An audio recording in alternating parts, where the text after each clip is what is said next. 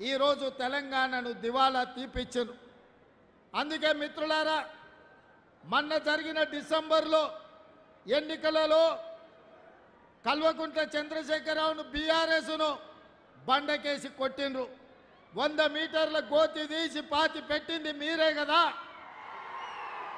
మరి ఇవాళ నేను అడుగుతున్నా, ఢిల్లీలో ఉండే మోడీ, గజ్వెల్ ఫామ్ హౌస్లో ఉండే కేడి, వీళ్ళిద్దరు తోడు దొంగలు.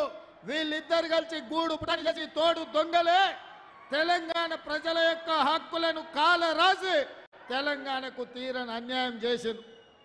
మరి తోడు దొంగలల్లా ఒక దొంగను బండకేసి కొట్టి రెండో దొంగను మీరు వదిలిపెడతారా అని నేను మిత్రులను అడగదలుచుకున్నా.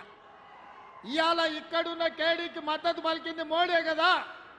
కాళేశ్వరంలో 1,00,000 కోట్లు దోసుకుంటుంటే పట్టుకొని కటకటాలు లెక్క పెట్టించాల్సిన నరేంద్ర మోడీ, భారతీయ జనతా పార్టీ కేసీఆర్ ఇచ్చే కమిషన్లకు కక్కుర్తిపడి ఇవాళ కేసీఆర్ దోపిడీకి అనుమతి ఇచ్చాడు.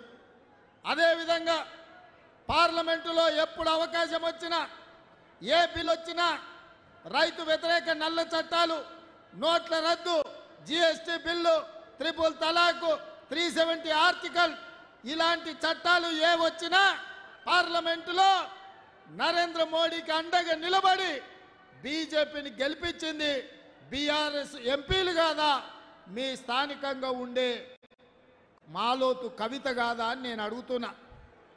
ఆ కవిత అయినా ఈ కవిత అయినా చంద్రశేఖరరావు తరపున నరేంద్ర మోడీకి ఓట్లు వేసిన వాళ్ళు చెయ్యెత్తిన వాళ్ళే కదా. ఇవాళ మళ్ళీ ఏ మొహం పెట్టుకొని ఓట్లు అడగడానికి వస్తురని నేను అడుగుతున్నా. తండ్రిని ఇంటికి పంపిర్రు, తండ్రి కథ అయిపోయింది, ఇక బిడ్డ వంతు వచ్చింది.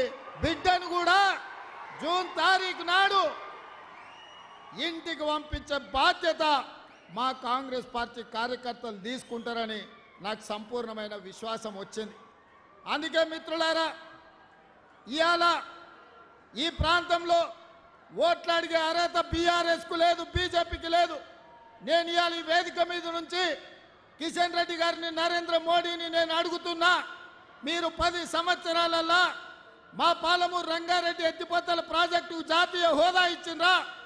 మా ఖమ్మం ప్రాంతంలో బయ్యారం, ఇల్లందు ప్రాంతంలో బయ్యారం ఉక్కు కర్మాగారం కట్టి ఈ ప్రాంతంలో ఉండే ఆదివాసీలను, లంబాడీలను వేలాది మంది ఉద్యోగాలు ఇవ్వాలని సోనియమ్మ మంజూరు చేస్తే 10 ఏళ్ళు మా బయ్యారం ఉక్కు కర్మాగారాన్ని పాతరేసింది మీరు కాదా? పడావు పెట్టి